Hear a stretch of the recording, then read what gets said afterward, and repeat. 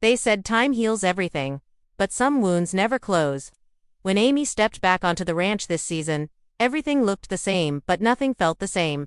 Ty's shadow still lingers, not in photos or memories, but in the quiet moments between footsteps. And as season 19 begins, the land that once gave her strength is now filled with signs, whispers, and the heavy weight of something unfinished.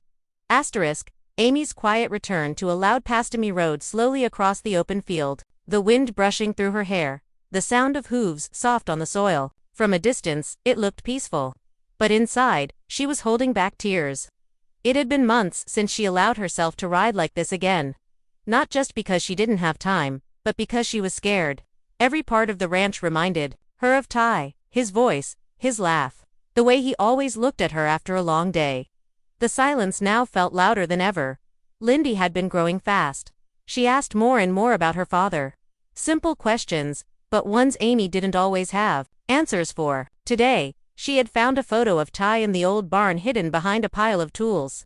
Lindy had held it for a long time before finally asking, was he brave? Amy had nodded. But it wasn't just bravery that made Ty special, it was his heart. The kind of heart that fixed both horses and people. The kind of heart Amy wasn't sure she could ever find again in anyone else. Inside the house, the kitchen smelled like old memories. Jack had made his usual strong coffee, and Lisa had brought in freshly baked bread. It all looked normal. But when Amy placed Ty's picture on the table, everyone went quiet. Jack looked at it, then at Amy, and simply said, "It's good to remember him." But Amy saw it in his eyes, he was holding something back. He always did. He was the strong one, the one who kept the family together. But even Jack couldn't ignore the fact that something in the air had changed. Later that afternoon, Amy walked past the stables and noticed something strange.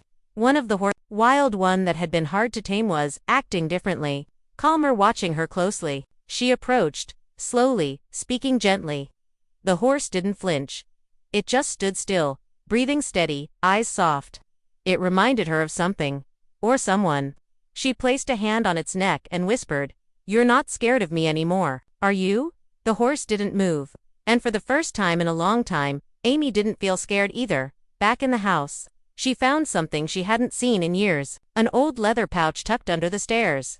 Inside, she found Ty's worn-out field journal. Her hands shook as she opened it. The first page had only 5 words. For Lindy, when she's ready. Her breath caught. She wasn't sure if she was ready, but maybe it was time to try. And just like that, the past wasn't just memories anymore, it was knocking on the front door of Heartland. And Amy knew, deep down, that this season wasn't just about healing. It was about facing what was left unsaid and unfinished. Lou's return, but she's not the same. The sound of a car rolling over gravel broke the calm of the ranch. It wasn't just any car, it was Lou's. She stepped out wearing her city clothes, clean-cut blazer, tight grip on her phone, and that sharp look in her eyes. But when she looked up and saw the barn, the house, and Jack standing at the porch, her face softened. Heartland had a way of pulling emotions out, no matter how deep they were buried. Lou had come back before, but this time felt different. Her footsteps slowed when she walked toward the porch. Her daughter wasn't with her. Her smile was forced. Jack opened his arms without a word. The hug was quick, but firm. Then she saw Amy walking from the stables. Lou paused. So much had happened, yet they hadn't really talked, not the way sisters should. They sat together in the old kitchen. Just like old times. But nothing felt like old times. Lou kept glancing at her phone. She told Amy she was just checking on city business, but Amy knew that look. Lou wasn't just distracted, she was troubled. When Amy asked, Lou gave a half smile and said, "Being mayor isn't all I thought it would be." Then she went quiet. Later, while unpacking in her old room, Lou found a box she had left behind years ago. Inside were photos, letters, and something unexpected, a gift Ty had once given her for helping him get through vet school paperwork, a small carved wooden horse. She sat on the bed holding it, and for the first time in days, she cried. Lou wasn't just tired. She was lost. And coming home didn't fix everything. But maybe it was a start. The next morning, Peter showed up. His truck wasn't dusty, he hadn't come for the ranch. He came for Lou. Their talk was private, but Amy overheard enough to know things weren't simple. Peter had a business plan, something that could bring money to Heartland, but it would also mean more public attention. Lou looked torn between the past and future, between the land and the city, between who she was and who she was becoming. And then, over breakfast, something unexpected happened. Georgie's name came up. Jack mentioned her in passing, asking Lou if she had heard from her. The room went quiet. Lou shook her head. Not for weeks, she said. Amy raised an eyebrow. That's not like her. Something felt off. Georgie was family. Why had she disappeared from their lives so quietly? Lou tried to change the subject, but Amy wouldn't let it go. If Georgie's not okay, we need to know. Lou hesitated before admitting, she's training harder than ever. She says she's fine. But, she sounded distant. That small moment, that hint of trouble, left a shadow over the table, and Amy realized, season 19 wasn't just about what was returning. It was about what Torhu was missing. Lou looked around the kitchen one last time before stepping out into the morning air. The wind tugged gently at her blazer, and for the first time in a long time, she whispered something Amy hadn't heard from her in years. I don't know if I belong here anymore. Amy didn't say anything. She just stood beside her sister, both of them looking at the ranch together, but miles apart. Tim stood by the paddock, arms crossed, his eyes locked on a young colt refusing to be tamed. His lips were tight, not from the horse's stubbornness, but from a pain he hadn't spoken of. His hands trembled slightly. He stuffed them into his jacket pockets before anyone could see. He didn't want questions. Not today, Jack noticed. Of course he did. Jack noticed everything, especially when it came to Tim. They had years of history between them, fences built, fences broken, words said that couldn't be taken back. They shared blood through Lou and Amy, but not peace. Not always. And right now, the silence between them was speaking loudest. Later, while everyone else was busy with the horses, Jack walked into the barn and found Tim sitting alone, holding something strange, a folded paper with hospital markings. Jack didn't ask right away. He just leaned against the wooden frame and waited. The air was thick. Finally, Tim spoke. They said it could be nothing. But what if it's not? He didn't look up. Jack said nothing for a while, then replied softly, "You're still not good at telling people you're scared." Tim looked at him with a flicker of anger, then something else. Regret. Grief. "I've got grandkids, Jack," he said. "I don't want to be a memory before they're even grown." Jack took a slow breath. "Then stop acting like you're already gone." The tension eased, but only slightly. The next day, Lisa tried to lighten the mood by organizing a small gathering at the house. Coffee, pie, laughter. But underneath it all, something was brewing. Jack hadn't mentioned the letter he received, a pale yellow envelope with handwriting he hadn't seen in over 20 years. When Lisa asked him about it, he just said, "It's nothing," and tucked it into the back of a book. But Jack wasn't good at hiding things from Lisa. Tim, on the other hand, was trying to outrun whatever was inside his own body. He threw himself into work fixing a fence, tending to the stalls, offering to help with the wild horse.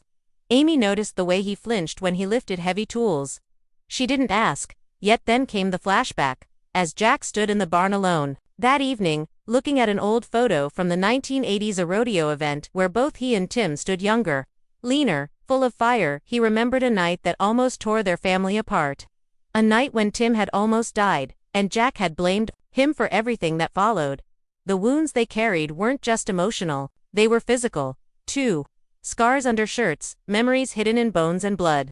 And as the camera lingered on Jack's tired eyes and Tim's shaking hands, it became clear, the past hadn't been buried. It had just been waiting. That night, Amy came across Tim sitting alone in the dark, outside the bunkhouse. She offered him coffee. He didn't take it. She asked if he was okay. He didn't answer. Then softly, he said, "You think you have time. Until you don't." Amy didn't reply. She sat beside him quietly. Sometimes, silence was the only thing left to offer. A storm was coming. Not in the sky but in the hearts of the men who had carried too much, too long. And this season, Heartland wasn't just about horses or healing. It was about truth, and the fear of finally facing it. The ranch had always been a place of rhythm. Gates creaked the same way. Horses breathed the same warm clouds of air in the morning chill. But on this day, that rhythm stuttered.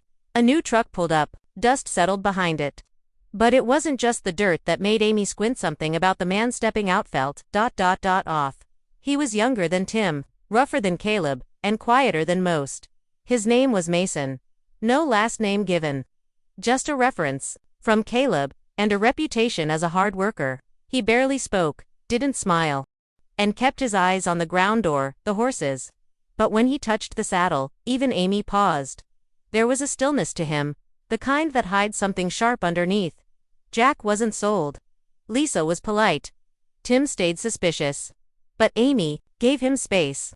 She'd seen eyes like his before, on abused animals, and on people too proud to ask for help. Just as they were adjusting to Mason's silence, another storm walked in. This time, it came with loud footsteps, defiant eyes, and a court order. Her name was Riley, 16, city-born, angry at everything, and clearly not a fan of the country. Her mother, struggling with addiction, had left her in the care of the system, and that system left her here, at Heartland, for rehabilitation. Riley rolled her eyes at every chore. She threw her jacket on the barn floor. She called the horses muddy cows, but Amy didn't react. She remembered how pain sometimes showed up as noise. So, she gave Riley a task, one that couldn't be faked, earning the trust of a horse named Wren, who didn't let anyone near her. At first, Riley mocked the idea. Then Wren kicked dust in her face. Then something shifted. Riley didn't cry. She just stared at the horse for a long time and whispered, "You hate everyone too, huh?" Meanwhile, in the distance, another figure arrived, this one unannounced. A woman in her 30s, gentle but strong, driving a beat-up trailer carrying a limping horse. Her name was Eliza. She claimed she used to work with Ty years ago, on a few joint rescue missions. Amy hadn't heard of her before, but the name did sound familiar. Eliza brought more than just a horse. She brought memories of Ty's passion, of the way he'd travel miles just to treat one injured animal. She shared stories Amy had never heard, like the time Ty helped a wild mare give birth in the middle of a storm, or how he once spent his last credits buying medicine instead of food. Amy smiled, then frowned. Why had Eliza never reached out before? Later, Amy caught Eliza alone, near the paddock, speaking softly to the injured horse. The way she spoke wasn't just professional, it was personal. Amy watched closely. Something didn't add up. Inside the barn, tension brewed. Riley had gotten into a shouting match with Mason. Something about not needing a broken man to tell her what to do. Amy stepped in, but not to scold. Instead, she gave them both the same job, cleaning out the muck together. They refused at first, but Amy said, "If you want to stay here, you start by cleaning what stinks the most." By sundown, the job was done. Mason still hadn't said much. Riley complained the whole time. But for a moment, Amy saw them glance at each other, not with anger, but curiosity. And that was enough for now. Heartland was changing. The new faces weren't just guests. They were mirrors reflecting back all the things the old hearts had buried. And Amy knew, these people weren't here by accident. They were part of the next chapter. Whether the family was ready for them or not. It started with a sound. A hollow thunk as Amy's boot hit something buried beneath a pile of old blankets. In the attic, she had gone up to find a bridle Jack mentioned. What she found instead stopped her in her tracks. A faded leather pouch, dusty, soft at the edges. Her heart knew before her hands did it was Ty's. The pouch was heavier than expected. Inside, wrapped in a cloth, was Ty's old field journal, the one he carried before he ever married Amy, before Heartland had become home. It smelled like old paper and pine sap. She opened it with trembling fingers. The first page wasn't written to her. It was written to Lindy. "If you're reading this, you've grown. I'm sorry I didn't get to walk you through this world. But I hope my words find you the same way your mom found me, half wild, but full of hope." Amy's breath caught, her fingers gripped the edges. She sat down, the sun casting stripes across the floor, and read on. The journal didn't just hold memories. It held secrets, names, locations, cases Ty worked on during his veterinary rescue days. But one page was marked with a corner fold and a smear of red ink. At the top, in bold letters, "Patient 87 Wild Stallion. Not chipped, untagged, extremely intelligent behavior." Below that, "Refused to leave the injured foal. Unusual loyalty. Follow-up scheduled, never completed." Amy flipped through the rest of the journal. That stallion's case appeared 3 more times, but each entry ended the same way, incomplete. It was as if something had pulled Ty away before he could finish. Amy's eyes narrowed. Why did he care so much about that one horse? She took the journal downstairs, holding it like it might vanish if she blinked. Jack saw it and went pale. "You found it," he said, not surprised, but something in his voice cracked. "You knew." Amy asked quietly. Jack nodded. Ty gave it to me before he passed, asked me to wait. Said you'd know when you were ready. Amy didn't feel ready. Not even close. But something inside her had shifted. That stallion patient 87 was still out there. Maybe forgotten. Maybe waiting. And if Ty couldn't return for him, Amy would. The next day, Amy visited the Animal Records Center in town. No sign of patient 87. No chip, no file. It was like the horse never existed, but Ty had written about him in vivid detail. His eyes, his behavior, his trust. It wasn't just about the horse. It was about something else. Ty had seen something he hadn't shared with anyone. Except this journal. Amy stared at the last line he wrote about the animal. This one. He reminds me of me. That night, Amy sat in the loft holding the journal, close. Lindy was asleep, hugging the carved horse Ty had once made. The moonlight cast silver over the old barn, and Amy whispered into the night, I'm going to finish what you started. Somewhere beyond the ranch, a horse waited. Somewhere, in those pages, a piece of Ty's soul had been left behind, and as the wind howled outside, Amy finally understood this season wasn't just about moving forward, it was about going back. To the things left undone, to the promises never spoken, and to the parts of Ty that were never truly lost. A surprise return and unfinished business. The ranch was unusually still. A low fog had crept over the fields, turning the world into shades of silver and gray. Jack was tightening a loose hinge on the barn door when he heard its footsteps. Light, but certain. He turned, expecting Lisa. But instead, the figure stepping through the mist made him drop his wrench. Mallory, there she was. A little older, but with the same wild spark in her eyes. She wore jeans caked in dust and a coat far too thin for the morning chill. Behind her, a small suitcase, barely holding together. Jack didn't speak. Neither did she. But when she stepped forward and hugged him tight, it was like years melted away in a single breath. Amy found out moments later. She stood frozen in the doorway, her hands still wet from brushing a horse. Mallory gave a soft, nervous smile and said, I heard Heartland needed a little shaking up. Amy couldn't help but laugh. The hug they shared wasn't just reunion, it was relief. The kind that hits when something you never dared hope for walks right through the front gate. But Mallory hadn't come just to say hello. That evening, at the dinner table, old stories floated through the air like warm smoke. But Mallory's eyes kept drifting toward a certain photo on the mantel. One of Ty. She didn't say anything until everyone had left the table. That's when she turned to Amy and said, I never got to say goodbye. Amy understood. She pulled out Ty's journal, handed it over without a word. Mallory ran her fingers over the cover like it might bite. Then, quietly, she said, he once told me there was something he couldn't fix, something he didn't want to tell you about. I thought it was a horse. But maybe it was himself. Amy's breath caught. Another piece of Ty's past hidden, even deeper than she imagined. Meanwhile, the storm clouds gathering all week finally cracked open. Thunder rolled across the fields. Lightning struck close. Horses panicked. Riley screamed from the barn. Mason was already sprinting through the rain, shouting for help. Amy and Lou grabbed flashlights. Jack threw on his coat. Chaos swirled in every direction. The wind tore at the barn roof. The old fencing gave out. A terrified colt bolted into the storm. Amy saw Iton chased. Rain pelted her face, the ground slippery beneath her boots. She found the colt trembling by the creek, inches from slipping in, and just as her hand reached out, another hand joined hers. Mallory, soaked, shivering but determined. Together they brought the colt back, step by painful step. And when they reached the barn, Amy looked at Mallory not as a friend who had returned, but as someone who still had a place here. The next morning, the storm passed. The sky was clean, the ground still soaked.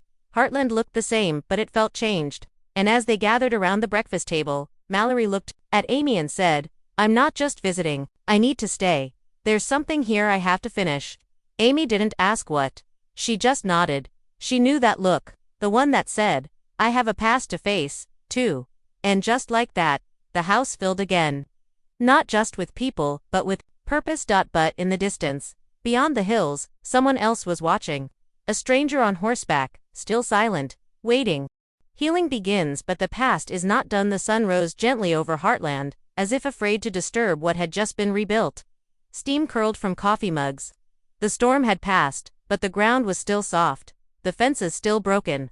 And the air still carried the scent of wet soil and change. It was quiet, but not the same kind of quiet as before. This time, it was peace. Temporary, perhaps, but real. Inside the house, Jack stood by the window holding the yellowed letter he had refused to read. It had been days since it arrived, and he'd tucked it away, like he always did with things that hurt too much. But today, with the morning light pouring in, he finally opened it. Lisa watched from across the room. Jack's hands didn't shake, but his eyes grew glassy. The letter was short, written in a familiar hand. It was from someone he thought he'd never hear from again. Someone from before Heartland. Before the man he had become. He folded it, slowly, and whispered, "She's coming." Lisa didn't ask who. She just stepped forward and took his hand. Out by the paddock, Amy knelt beside Lindy, brushing Wren's mane together. The colt they saved during the storm stood nearby, strong, now, less afraid. Lindy asked, "Did Daddy ever hold a baby horse like this?" Amy smiled, brushing a tear from her cheek. "He did, and he always said they're like people, sometimes wild, sometimes scared, but always worth saving." She reached into her pocket and pulled out the letter Ty wrote inside his journal. Meant for Lindy. Her voice trembled as she read it aloud. "I may not be with you when you fall off your first horse or ride your first trail, but every time you touch a life with kindness, I'll be there. In your hands. In your heart. In the way you look at the world." Lindy didn't fully understand, but she hugged her mom tight, like she could feel the love written in every word. Meanwhile, Riley mucked out the stalls in silence. Mason worked beside her, still not saying much, but not leaving either. Lou paced the porch, phone off for once, looking out over the ranch. She didn't know where her next step was, but for the first time in a long time, she wasn't running from the question. Mallory stood in the loft, staring out the window, clutching something small, a photo of her younger self and Ty. She placed it beside the journal on Amy's desk, then whispered, "I'll help finish this, I promise." But just as the family gathered around the table that evening, just as laughter began to return to the house, a call came through the radio. A rider had been spotted near the west pasture, alone, watching. Jack stiffened. Amy looked up, no one recognized the figure. Not yet. Heartland was healing. The horses were calm. The people were trying, but the past had one more chapter to write. And season 19. It had just begun.